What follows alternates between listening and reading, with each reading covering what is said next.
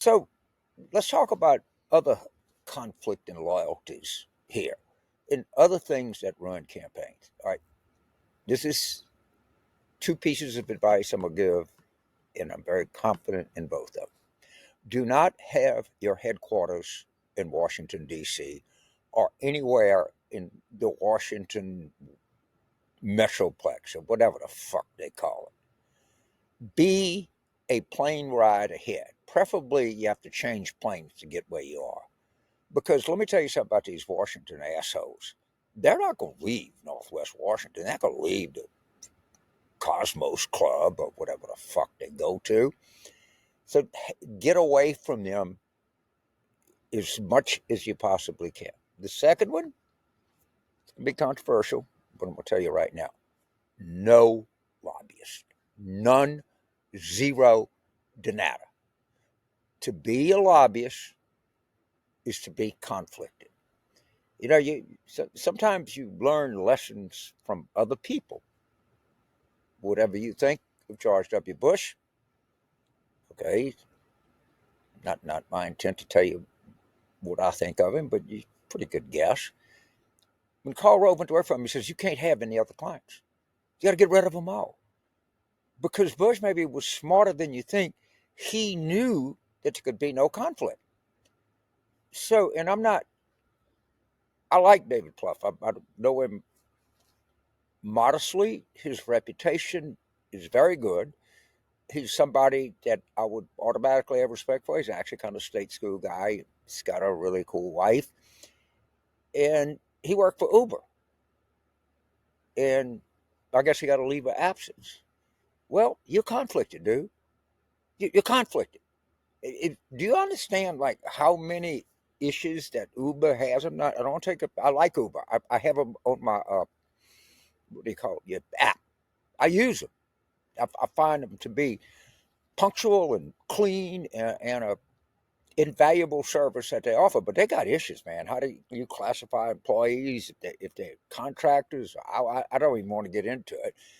Just like I've been with Palantir for the last, I don't know, 14 years. Well, I'm going to be loyal to Palantir because that's just the way that people are. I'm not going to, my agent don't have to worry. I'm not going to be doing any campaigns, but no conflicting loyalties, period. And they're going to come in and say, oh, no, the lobbyists are all the talented people. They're very talented people. They make a very good living. I don't have anything against it. I don't think it's any less than honorable way to make a living. But you're not in the fucking political advice business because you, my friend, are compromised from day one. So don't make anybody that works for you do an exhaustive search to make sure that their single loyalty is to you and you winning the election. And just that. Nothing else. All right. We keep making that error. We go back and we find someone from the last campaign we think is smarter than the campaign before the last campaign. And of course, these people come in, they don't give a shit about you. I'll let you imagine the examples that I'm thinking of, but move on, we shall. So, a couple of things I learned early in my life. You have to practice and you have to create your own moment. I go back to the Harris moment on The View because I think it in a kind of rabbinical teaching moment way, its value is just stunning. So I was just starting in politics. It was a late start, admit that. I was at the 1984 Democratic Convention, San Francisco. It was actually going to be 40 that October. But that's the first convention I went to. I was excited. There's nothing wrong with that. Why would you? First convention. And so I was working for the Senate candidate in Texas who got slaughtered. Okay. But I had a kind of all access pass. Who got it for me, but somebody did. And I went to the convention hall. It was like 10 o'clock in the morning, but I was just kind of excited to see what it looked like. I'd never been in a convention hall. I can remember, what was his name, Frank Clement's address to the 1956 Democratic Convention, the keynote. I can remember all of them. Might have been somebody else. And there were some kind of custodial people and moving chairs around and sweeping around, getting everything straight. And on the podium, and there's Mario Cuomo. And he's giving the keynote address that night. And he's practicing. He don't give a shit. He's looking at the teleprompter. He's doing timing. He's making sure he got his lines just right. Make sure what he says right. He's practicing. And I was watching him and maybe two other people. To him, we didn't even exist. And that taught me a lesson. You have to practice, practice, practice. And one of the great things that great politicians have are a sense of timing, a sense of what lines are going to work, what lines will work.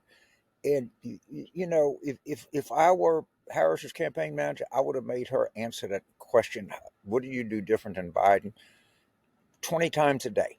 I would have had the travel aide who sat in the back seat with her, sat on the airplane with her. Just keep asking her, keep practicing that answer. For whatever reason, they didn't do that. But you got to create your own moment. And you cannot talk, it has to be distinctive.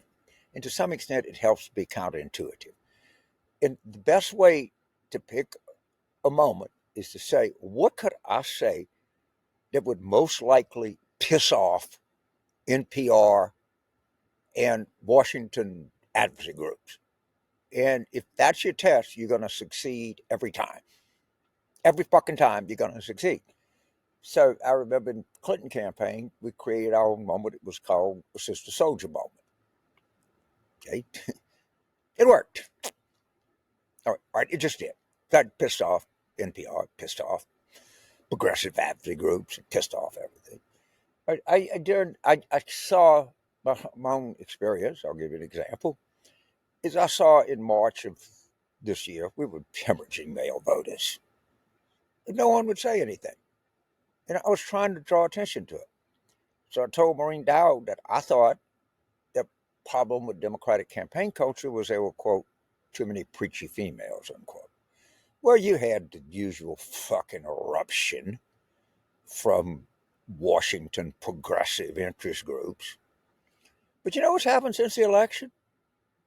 Nobody said, James, you were wrong. I had people come up to me and say, man, you brought attention to that problem. That you can't use their sanitized language to make a point.